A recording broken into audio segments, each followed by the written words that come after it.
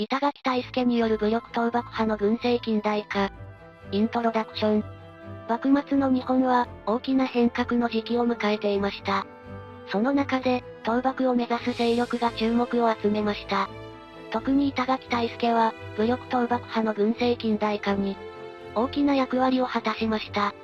今回は、ずんだもんと四国メタンの対話形式で、その詳細について解説していきます。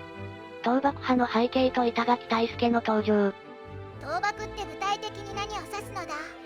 倒幕は江戸幕府を打倒することを指しているの。特に幕末の頃になると、幕府の統治に対する不満が高まって、多くの藩や志士たちが幕府を倒そうと考えるようになったわ。なるほどなのだ。それで板垣退助って誰なのだ？板垣退助は土佐藩出身の武士で、後に自由民権運動を主導することになるけど、彼の初期の活躍は倒幕運動に深く関わっているのよ。彼はどんな風に倒幕運動に関わったのだ？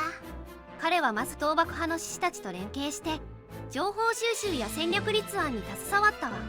そして彼のリーダーシップが倒幕派の結束を強める鍵となったの。軍政近代化の必要性。でも、なんで軍政を近代化する必要があったのだ？いい質問ね。幕末の日本では外国からの圧力が増していたの。特にアメリカやヨーロッパ列強が日本に開国を迫ってきたため、旧来の軍事力では対応できないことが明らかになったわ。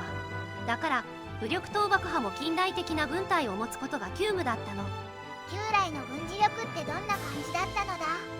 旧来の軍事力は主に侍たちが刀や槍、弓を使って戦うもので、火器の使用も限られていたの。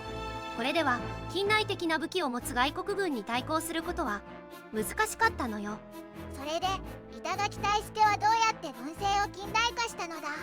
彼は洋式の訓練や装備を取り入れて倒幕派の軍事力を強化したの。特にフランス式の軍事訓練を導入したことが大きなポイントね。板垣退助の具体的な改革。具体的にはどんなことをしたのだ？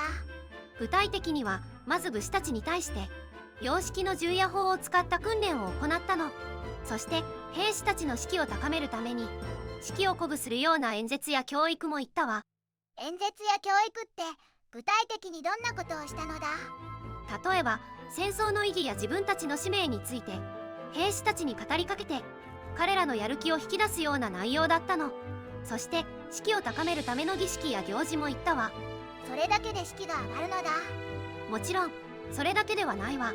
実際の訓練や戦闘での成功体験も士気を高める要因となったのよ。戦術や戦略の面でも改革があったのだ？そうね。